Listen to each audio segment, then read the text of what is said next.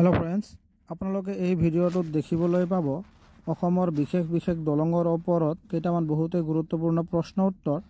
আশা কৰিছো আপোনালোকৰ কোৱেশ্চন কেইটা চাই বহুতে ভাল লাগিব। আৰু যদি আপোনালোকক কিবা বিষয়ৰ ওপৰত যদি পিডিএফ লাগে তেনেহলে আপোনালোকে নিশ্চয় জনাব, মই আপোনালোকক পিডিএফ দি দিম। গতিকে আজিৰ ভিডিওটো আৰম্ভ কৰোঁ।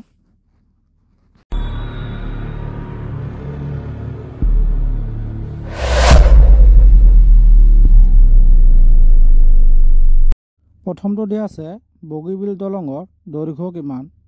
তলত যিবোৰ অপশ্যন দিয়া আছে তাৰ ভিতৰত শুদ্ধ উত্তৰটো হ'ব অপশ্যন ডি 4.94 কিলোমিটাৰ। 2 নম্বৰতে আছে শৰাইঘাট দলঙৰ নিৰ্মাণ কাৰ্য কেতিয়া সমাপ্ত হৈছিল। তলত যিবোৰ অপশ্যন দিয়া আছে তাৰ ভিতৰত শুদ্ধ উত্তৰটো হ'ব অপশ্যন এ 1965 চনত। 3 নম্বৰতে আছে কলীয়া ভমৰা দলঙৰ দৈৰ্ঘ্য কিমান। তলত যিবোৰ অপশ্যন দিয়া আছে তাৰ ভিতৰত শুদ্ধ উত্তৰটো হ'ব অপশ্যন বি 3.015 কিলোমিটাৰ। 4 নম্বৰতে আছে ডিব্ৰুগড় আৰু ধেমাজি সংযোগ কৰা দলং কি। তলত যিবোৰ অপশ্যন দেখিবলৈ পাইছে তাৰ ভিতৰত শুদ্ধ উত্তৰটো হ'ব অপশ্যন এ বগীবিল দলং। 5 নম্বৰতে আছে ধলাশদিয়া দলঙৰ দৈৰ্ঘ্য কিমান। তলত যিবোৰ অপশ্যন দিয়া আছে তাৰ ভিতৰত শুদ্ধ উত্তৰটো হ'ব অপশ্যন এ 9.15 কিলোমিটাৰ। 6 নম্বৰতে আছে কলীয়া ভমৰা দলং কোন চনত নিৰ্মাণ সম্পন্ন হৈছিল। তলত যিবোৰ অপশ্যন দেখিবলৈ পাইছে তাৰ ভিতৰত শুদ্ধ উত্তৰটো হ'ব অপশ্যন বি 1987 চনত। 7 নম্বৰতে আছে অসমত নিৰ্মাণ কৰা প্ৰথমখন দলং কোনটো।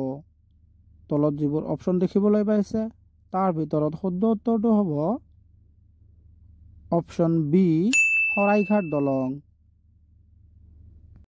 8 নম্বৰতে আছে শৰাইঘাট দলং কাৰ দ্বাৰা উদ্ভাৱন কৰা হৈছিল। তলত যিবোৰ অপশ্যন দেখিবলৈ পাইছে তাৰ ভিতৰত শুদ্ধ উত্তৰটো হ'ব অপশ্যন বি পণ্ডিত জৱাহৰলাল নেহৰু। 9 নম্বৰতে আছে ধেমাজি আৰু অৰুণাচলক সংযোগ কৰা দলঙৰ নাম কি। তলত যিবোৰ অপশ্যন দেখিবলৈ পাইছে তাৰ ভিতৰত শুদ্ধ উত্তৰটো হ'ব অপশ্যন বি ভূপেন হাজৰিকা সেতু। 10 নম্বৰতে আছে কলীয়া ভমৰা দলঙৰ দৈৰ্ঘ্য কিমান। তলত যিবোৰ অপশ্যন দিয়া আছে তাৰ ভিতৰত শুদ্ধ উত্তৰটো হ'ব 3.015 কিলোমিটাৰ। 11 নম্বৰতে আছে কলীয়া ভমৰা দলং কোন বছৰত আৰম্ভ হৈছিল। তলত যিবোৰ অপশ্যন দেখিবলৈ পাইছে তাৰ ভিতৰত শুদ্ধ উত্তৰটো হ'ব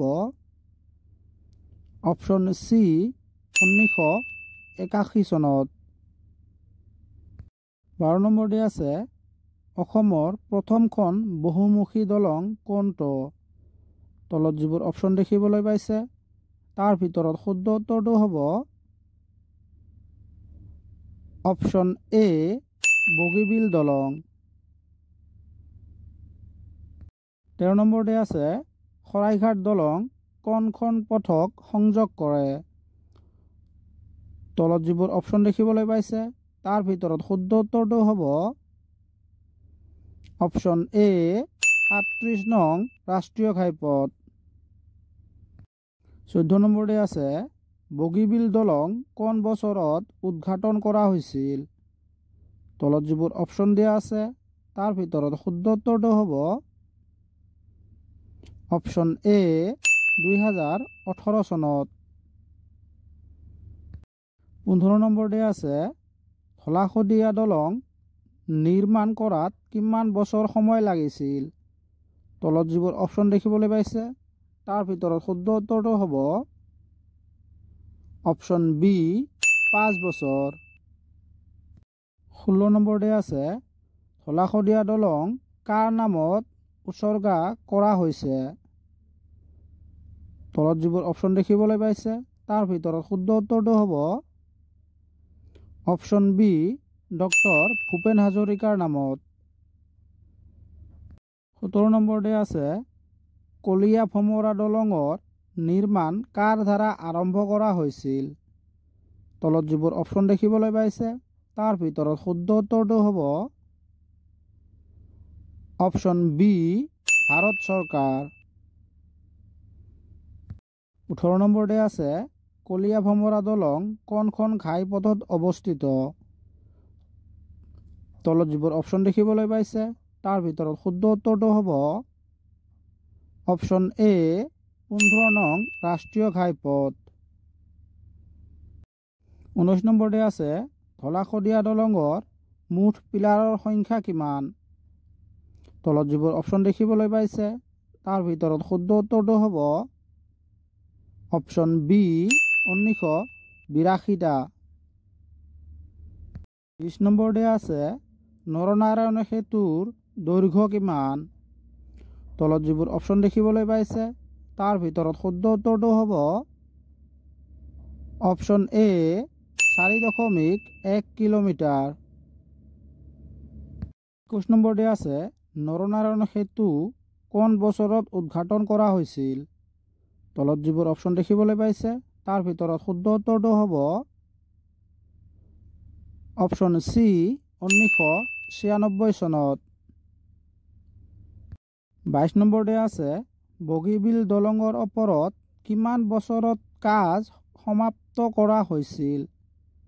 তলত যিবোৰ অপশ্যন দেখিবলৈ পাইছে তাৰ ভিতৰত শুদ্ধ উত্তৰটো হ'ব অপশ্যন এ 15 বছৰ।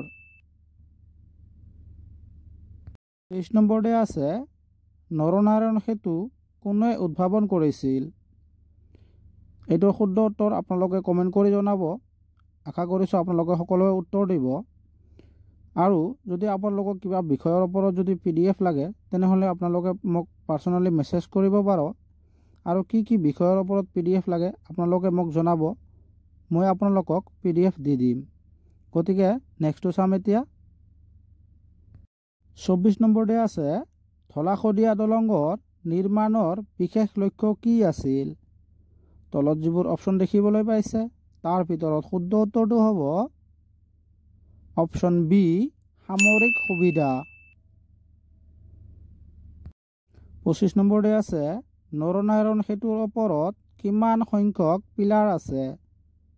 তলত যিবোৰ অপশ্যন দেখিবলৈ পাইছে তাৰ ভিতৰত শুদ্ধ উত্তৰটো হ'ব অপশ্যন বি 60টা। 26 নম্বৰতে আছে নৰনাৰায়ণ সেতু কোনখন ৰাষ্ট্ৰীয় পথৰ অংশ? তলত যিবোৰ অপশ্যন দেখিবলৈ পাইছে তাৰ ভিতৰত শুদ্ধ উত্তৰটো হ'ব অপশ্যন এ 31 নং ৰাষ্ট্ৰীয় ঘাইপথ। 27 নম্বৰতে আছে নৰনাৰায়ণ সেতু নিৰ্মাণৰ সময়ত মূল বাধা কি আছিল? তলত যিবোৰ অপশ্যন দেখিবলৈ পাইছে তাৰ ভিতৰত শুদ্ধ উত্তৰটো হ'ব অপশ্যন ডি জলবায়ুৰ পৰিস্থিতি। আজিৰ কাৰণে আছিল এইখিনিয়েই। আগলৈ লগ পাম নেক্সট এটা ভিডিঅ'ত। ধন্যবাদ।